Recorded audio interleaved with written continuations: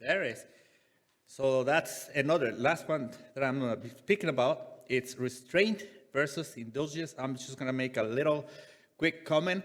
You see Esperanza saying Colombian people are really happy.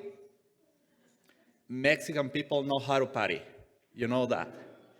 And that's because people in these specific countries, in some other countries, are very much going to the indulgence side of the equation, which people are actually, they see life and they want to enjoy life. They're not restrained in the way they celebrate and do things. And that's just culture as well. This is all I can talk about. Hot states they mention in culture.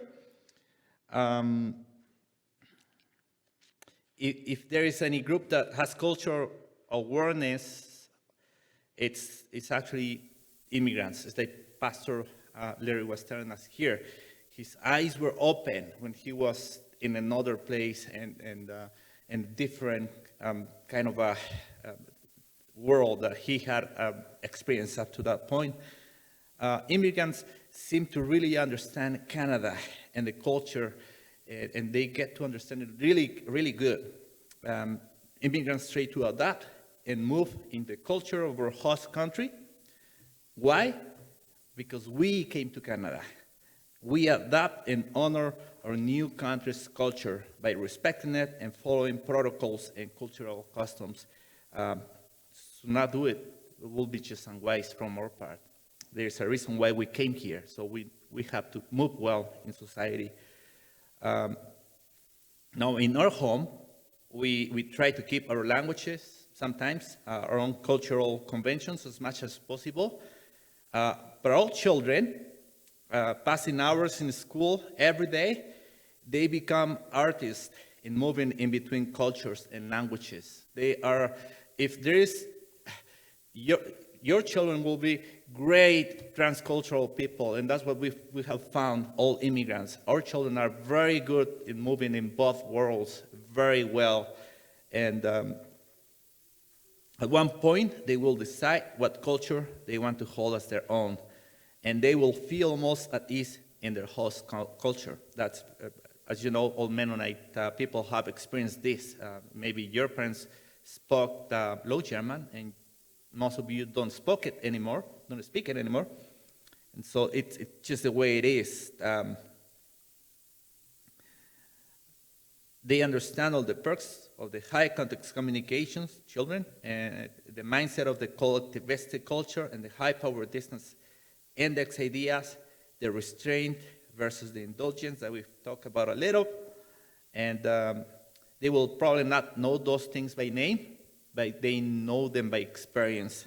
And so there you are with that.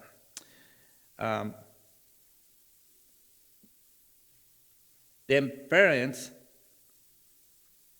will have expectations, like immigrant parents, they will have expectations on children, which will not be clear to them sometimes, and that will confuse them. Parents will hope that family should be the most important thing for children, because all these cultures, most of them come from a collectivistic point of view, and they think their children will honor family as the most important thing, and all of a sudden they notice that that doesn't happen. Children are for themselves, and they break that culture there. Parents will then criticize them and call them selfish. And then conflict arises in homes. Parents and grandparents will expect their children to be respectful and will expect our children to honor us, but they will not because of the low power index there is in Canada. Because they have come to appreciate the way culture is in Canada, and they want to move in that culture. They question and challenge any person. They use the term, the squeaky wheel gets the grease. And so there is conflicts in households, immigrant households. They always have this kind of conflicts. Yesterday, an Ethiopian friend told me, I love Canada. It's the same as Esperanza was telling here. Many good things of the culture, but if there is anything that concerns me is my children. I hope I don't lose them. The children of Christians don't even come to church, and that concerns me. That's what that person said. So please, he asked me, pray for these issues. Pray for my kids so that I don't get to lose them because of cultural things. And so I wanted just to put it there for you so you know the context and you know what we're experiencing as immigrants. Beware of developing an ethnocentric attitude. Definition of ethnocentric, there is believing our own particular culture is the one that should be praised as the one good culture is to be narrow-minded. Why? And it is. My culture is the best. Who says? Who says that? So, culture never comes before what we are in Christ. It's like Pastor Larry was telling us here. Our greatest loyalty is not to our culture, but it's to Christ and to Christ's church. And so we have Galatians there, 3:28.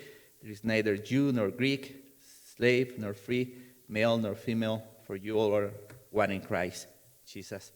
So church and Christ is before culture. And that's why we're all together here as one culture, the culture of Christ, the culture of the kingdom of Christ.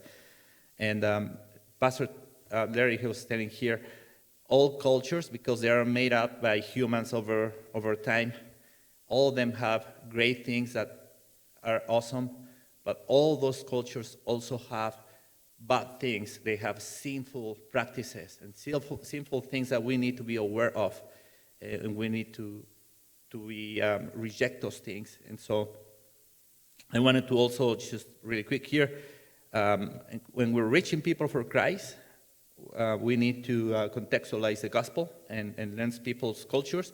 And we're in a neighborhood here where there is a lot of people from all over the place, and it will be almost impossible all of us to know all the cultures of the people, but at least those families that you do know, just do a good research on their culture and try to just contextualize the gospel and speak to them in a way that we have 1 Corinthians 19:23. I won't read it, just take it home or something, but it's, Paul was saying, I'm going to make myself Jew for the Jews, I'm going to make myself Greek for the Greeks, and so on, so that I can win the most of them. And that is what missionaries do. And my question is to Abidel. We're a multicultural city, and we're a multicultural country. We have missions in our neighborhood here. And so we need to just do a little bit of that.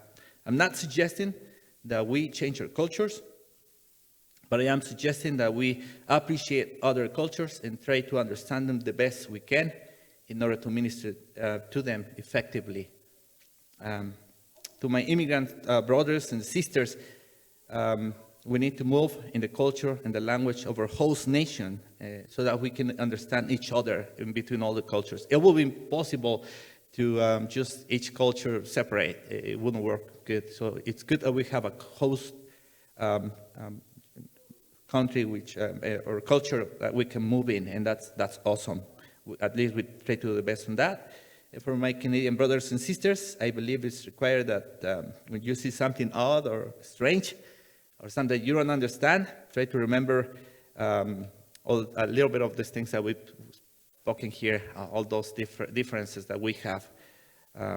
You'll see something and you go, oh yeah, high context society, oh yeah, high power, oh yeah, collectivism or indulgent culture or whatever. But there you have some things. At the end, heaven will look very different than a church composed by only people from the same race and culture. And we have Revelation 7:9, and it says, after this I looked, and there before me was a great multitude that no one could count, from every nation, tribe, people, and language, standing before the throne and in front of the Lamb. They were wearing white robes and were holding palm branches in their hands. And so, yeah, this is what I wanted to share with you. If you have any questions, Pastor Larry can answer those for you. That's cultural. I have to pass the baton to my superior.